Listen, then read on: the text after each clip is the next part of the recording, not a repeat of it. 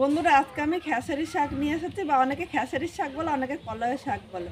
আজকে এটা আমি নিরামিষভাবে রান্না করব, আর কিভাবে করব দেখতে থাকো, ভিডিওটা স্কিপ করো না। চলো শাকটা নিয়ে যাই আগে। আর এই শাকটা কিন্তু আমি বাজার থেকে আজকে কিনে এনেছি, মাঠের থেকে আনিনি। আর মাঠে যেতে পারিনি তাই আনা হয়নি। আর বাজার থেকে কালকে দেখলাম শাকটা খুব ভালো লাগলো, তাই নিয়ে আস। আগে শাকটা আমি কেটে নেব। শাকটা কিন্তু বেছে নিতে হবে, নাহলে এই গোড়াগুলি কিন্তু খুব শক্ত, এই গোড়াগুলি কিন্তু দিলে ভালো লাগবে না। এরকম করে কচি কচি শুধু আগাগুলো নিতে হবে। শাক রান্না করলে গরম ভাতে কিন্তু অসাধারণ লাগে খেতে। গোড়াগুলো আমি এই সাজিতে রাখলাম, আর আগাগুলো বেছে আমি এই পাশে রেখে দিলাম।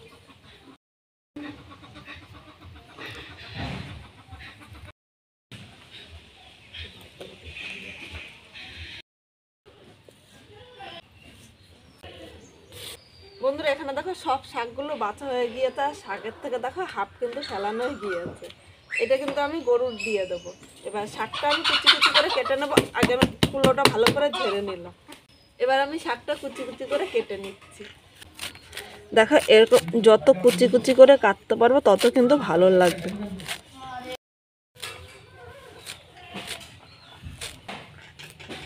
বন্ধুরা এখানে শাকটা কাটা হয়ে গিয়েছে একদম কুচি কুচি করে।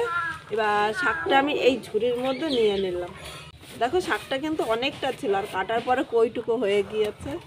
এবার একটা বেগুন নিয়েছি, বেগুনটা আমি কেটে নিচ্ছি। বেগুনটা এইভাবে ছোট ছোট করে আমি কেটে নেব। এই সাইডটায় দেখো আবার একটু পোকা এসেছে, এই পোকাগুলো আমি ফেলে দেব। এই পোকা বেগুনে কিন্তু সার কম লাগে, তার জন্য বেগুনে পোকাটা লাগে। এবার বেগুন আর শাকটা আমি একসাথে ধুয়ে নিয়ে আসছি। উনানটা ধরিয়ে দিয়েছে, এখন কড়াইটা বসিয়ে দিলাম। আর এখানে শাক আর বেগুনটা কিন্তু আমি ধুয়ে নিয়ে এসেছি। শাকটা আমি 5-6 বার ধুয়েছি। আমি সর্ষের তেল দিলাম, আজকে সর্ষের তেল দিয়েই কিন্তু রান্না করব। এখানে 2 চামচ তেল দিয়েছি, আজকে আমি এই অল্প তেল দিয়েই কিন্তু রান্না করব। প্রথমে আমি শুকনো লঙ্কাগুলো ভেজে নিচ্ছি। বন্ধুরা এখানে লঙ্কাগুলো ভাজা হয়ে গিয়েছে, এবার তুলে নিচ্ছি। এই লঙ্কাগুলো আমার বাড়ির গাছের লঙ্কা। তোমরা কিন্তু যে কেনা লঙ্কাও কিন্তু ভেজে নিতে পারো। আমি আলাদা করে কিন্তু আর লঙ্কা কিনিনি, এই লঙ্কা দিয়ে আমি সব রান্না করি। এবার এই তেলের মধ্যে কেটে রাখা বেগুনগুলো দিয়ে দিলাম। এর মধ্যে হাফ চামচের কম লবণ দিয়ে দিলাম, অবশ্য লবণটা স্বাদ অনুযায়ী দিয়ে। আর 1 চামচ হলুদ দিলাম। এবার হলুদ ও লবণটা বেগুনের সাথে নেড়েচেড়ে মিশিয়ে নেবো, আর এই সময় মিডিয়াম আগুন দেবো। এখানে কিন্তু আর তেল দেবো না, অল্প তেলে দেখো মিডিয়াম আগুনে বেগুনটা আমি লাল করে ভেজে নেব। বন্ধুরা শীতে কিন্তু অনেক শাকসবজি পাওয়া যায়, আর প্রতিদিন খাদ্য তালিকায় আমাদের এই শাক কিন্তু রাখা উচিত। এই শাক কিন্তু আমাদের শরীরের পক্ষে অনেক উপকারী। এতে কিন্তু আমাদের শরীরের ত্বক খুব ভালো থাকে। বন্ধুরা এখানে দেখো অল্প তেলে বেগুনটা আমি হালকা লাল করে ভেজে নিয়েছি। এবার বেগুনটা আমি তুলে নিচ্ছি। এখানে কড়াইতে আমি 1 চামচ তেল দিয়ে দিলাম। তেলটা গরম হয়ে গিয়েছে, আর এখানে দেখো আমি বড়ি নিয়েছি, বড়িটা আমি ভেজে নিচ্ছি। বড়িটা আমি অল্প আগুনে লাল করে ভেজে নেব, আর বেশি আগুন দিলে কিন্তু উপর দিয়ে লাল হয়ে যাবে, আর ভেতর দিয়ে কিন্তু ভাজা হবে না, তখন কিন্তু খেতে ভালো লাগবে না। আমার বড়ি দিয়ে তো কলই শাক 1 ভাত খাওয়া হয়ে যায়। তোমাদের কীরকম লাগে, যদি এইভাবে রান্না করো অবশ্যই কমেন্ট করে কিন্তু জানিও। এখানে বড়িটা আমি লাল করে ভেজে নিয়েছি, এবার আমি তুলে নিচ্ছি। এইভাবে বড়ি ভাজা খেতেও কিন্তু দুর্দান্ত লাগে। আবার আমি 1 চামচ সর্ষের তেল দিয়ে দিলাম। দেখো 1 চামচ করে কিন্তু আমার 3-4 চামচ সর্ষের তেল দেওয়া হয়ে গিয়েছে। এবার কিন্তু বেশি তেল দেবো না। তেলটা গরম হয়ে গিয়েছে, এখানে আমি হাফ চামচের কম কালো জিরা সম্বাদ দিলাম। আমার কাছে কালো জিরা সম্বাদ দিলে ভালো লাগে, তোমরা যেটা খাবো সেটাই কিন্তু সম্বাদ দিয়ে নিতে পারো। আর যদি রসুন খাও তাহলে একটু রসুন দিয়ে দিতে পারো। আজকে আমি নিরামিষ করব তাই রসুনটা দিলাম না। কালো জিরাটা 2 মিনিট আমি ভেজে নিয়েছি। কালো জিরাটা যখন মুখে পড়ে আমার কিন্তু খুব ভালো লাগে। এবার আমি এখানে শাকটা দিয়ে দিলাম।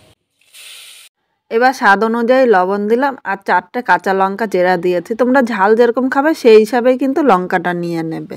এবার নেড়েচেড়ে মিশিয়ে নিচ্ছি, আরও আমি 3 মিনিট রান্না করে নেবো। বন্ধুরা এই সময় কিন্তু উনানে আগুনটা মিডিয়াম দেবে। মিডিয়াম আগুনে এই শাকটা রান্না করলে খেতে কিন্তু দুর্দান্ত হয়। শাকটা আমি 2 মিনিট এখন নেড়েচেড়ে নিয়েছি। দেখো নাড়তে নাড়তে শাকের থেকে কিন্তু অনেকটাই জল বেরিয়েছে। আর এখন কিন্তু আমি ঢাকা দেবো না, ঢাকা দিলে এই শাকটা একদম গলে যাবে, তখন কিন্তু খেতে ভালো লাগবে না। এভাবে আমি আরও কিছুক্ষণ নেড়েচেড়ে নেব।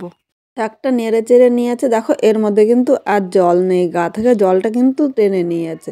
এবার এর মধ্যে আমি হলুদ দিয়ে দিলাম। তোমরা ভাবছো আগে কেন হলুদ দিইনি? আগে হলুদ দিলে কিন্তু শাকটা ভাজাটা ভালো হতো না, শাকটা উপর দিয়ে পুড়ে যেত আর খেতে কিন্তু একদম ভালো লাগতো না। এবার হলুদটা নেড়ে চেড়ে আমি মিশিয়ে নেব। 3 মিনিট শাকটা নেড়ে চেড়ে মিশিয়ে নিয়েছে, এর মধ্যে কিন্তু হলুদের গন্ধটাও চলে গিয়েছে। এবার এখানে ভেজে রাখা বেগুনটা দিয়ে দিলাম, একই সঙ্গে আমি বড়িটাও দিয়ে দিলাম। একই সঙ্গে বড়িটা দেওয়ার কারণ হলো বড়িটা না হলে কিন্তু সেদ্ধ হবে না, এর জন্য একসাথে দিয়ে দিয়েছি। এবার বেগুন ও বড়িটা নেড়ে চেড়ে শাকের সাথে মিশিয়ে নেব। বন্ধুরা এই বড়িটা কিন্তু আমি নিজের হাতে দিয়েছি। এই বড়িটা যদি তোমরা দেখতে চাও অবশ্যই কমেন্ট করে জানিয়ে, তাহলে আমি কিভাবে দিয়েছি সেটাও তোমাদের সাথে শেয়ার করব। শাকের সঙ্গে বড়ি ও বেগুনটা নেড়েচেড়ে মিশিয়ে নিয়েছে। এবার আমি 2 মিনিট ঢাকা দিয়ে রাখবো। এই সময় মিডিয়াম আগুন দেবো, মিডিয়াম আগুন আমি 2 মিনিট এইভাবেই ঢেকে রাখবো। তাহলে এর মধ্যে কিন্তু বড়ি ও বেগুনটা দুটোই সেদ্ধ হয়ে যাবে। 2 মিনিট পর ঢাকনাটা তুলে নিয়েছি, আর এখানে দেখো শাকটা একবার নেড়ে চেড়ে নেবো। এর মধ্যে দেখো বড়ি ও বেগুনটা কিন্তু সেদ্ধ হয়ে গিয়েছে, আলাদা করে কিন্তু জল দিতে হয়নি। এইভাবে রান্না করলে আমার তো খুব ভালো লাগে। তোমাদের কীরকম লাগে অবশ্যই কমেন্ট করে কিন্তু জানিয়ে। আর নতুন কোনো বন্ধু হলে চ্যানেলটি সাবস্ক্রাইব করে দিও, যাতে নতুন নতুন ভিডিও আপলোড করলে সবার আগে নোটিফিকেশান আপনার কাছে পৌঁছিয়ে যায়। এবার শাকটা একটু ফাঁকা করে নিলাম, তোমরা ইচ্ছে করলে নামিয়েও নিতে পারো। এবার কড়াইয়ের মধ্যে আমি খুব অল্প তেল দেবো, বেশি কিন্তু তেল দেবো না। দেখো তোমরা দেখেই বুঝতে পারছো। এর মধ্যে এবার 1/2 চামচ আদা কুচি দিয়েছি। আমার কাছে আদার এই গন্ধটা না খুব ভালো লাগে। তেলের মধ্যে 2 মিনিট নেড়ে চেড়ে নিয়েছি, এবার শাকের সাথে আমি মিশিয়ে নিচ্ছি। বন্ধুরা শেষে আদা দিলাম, আদার গন্ধটা আমার কাছে ভালো লাগে। আর তোমরা যদি ইচ্ছে হয় তাহলে সোমবারের সময়ও দিতে পারো, কিন্তু এইভাবে শেষে আদা দিলে একটু কাঁচা গন্ধ, খেতে কিন্তু দুর্দান্ত হয়। এই শাক দিয়ে নিমিষের মধ্যে কিন্তু 1 থালা ভাত খাওয়া হয়ে যাবে, বুঝতেই পারবেন না।